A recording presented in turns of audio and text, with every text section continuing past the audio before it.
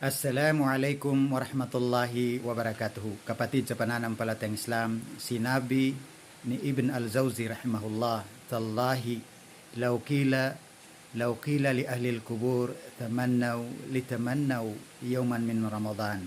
Sinabi ni Ibn al-Jawzi rahimahullah na kung sasabihin lamang sa mga tao sa kubur na kayo ay magnais, kayo ay mangarap at ibibigay sa inyo ang inyong ninanais, at ang nanaisin nila, mga kapatid sa pananampalatayang Islam, ay yaong isang araw lamang sa Ramadan upang sila po ay makapag-ayuno. Kapatid sa pananampalatayang Islam, sino ba itong mga tao sa kubur? Ito yung mga magulang mo na kung saan sila po ay namatay na, ang iyong mga kapatid, ang iyong anak, ang iyong lolo at lola, ang iyong mga kaibigan, ang iyong mga kapitbahay na kung saan malabo na sila ay makabalik sa mundong ito. Subalit kapatid sa pananampalatayang Islam,